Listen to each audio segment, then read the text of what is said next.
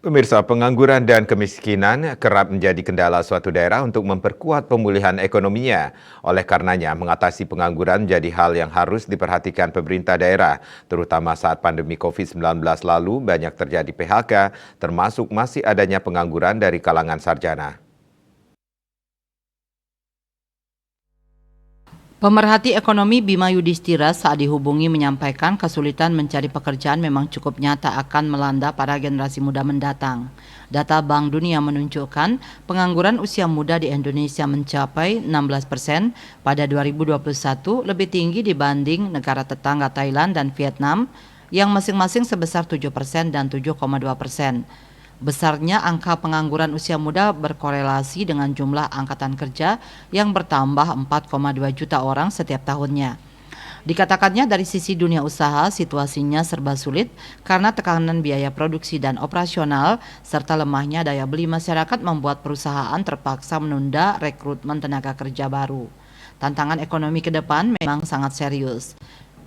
Kendati demikian, masih ada beberapa sektor usaha yang masih bisa bertahan bahkan meraup untung, seperti sektor kosmetik dan perawatan tubuh skincare di banyak negara yang selama fase resesi justru mengalami kenaikan penjualan. Termasuk sektor terkait makanan minuman yang merupakan kebutuhan pokok masih akan tumbuh sejalan dengan besarnya pasar di dalam negeri.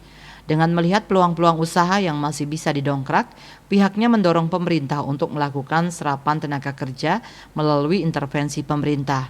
Ia menilai BUMN harusnya membuka rekrutmen besar-besaran dan menargetkan angkatan kerja baru. Kemudian rasio wirausaha ditingkatkan dari posisi 3% menjadi 8% sehingga lapangan kerja baru bisa bermunculan. Sementara itu, pemerhati ekonomi Kusumayani menilai perlu adanya dukungan pemerintah untuk pengembangan dan menumbuhkan kembali jiwa kewirausahaan lewat berbagai pelatihan-pelatihan. Para penduduk usia kerja terutama kalangan anak muda harus terus ditanamkan untuk memiliki kreativitas dan inovasi sehingga dapat menekan pengangguran yang terjadi kepada kalangan anak muda.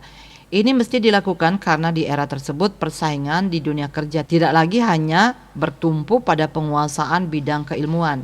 Ia menilai persaingan saat ini sangat besar sehingga para sarjana lulusan perguruan tinggi kini memang tak bisa lagi hanya mengandalkan ijazah dalam mencari pekerjaan.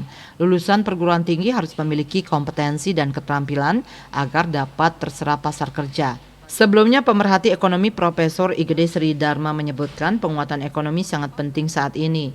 Penggunaan digital menjadi kian masif sehingga kaum muda harus dibekali dengan kemampuan digital dan jiwa kewirausahaan. Selain itu, dengan penguatan ekonomi diharapkan dapat menekan laju pengangguran dan kemiskinan. Bisnis Bali melaporkan.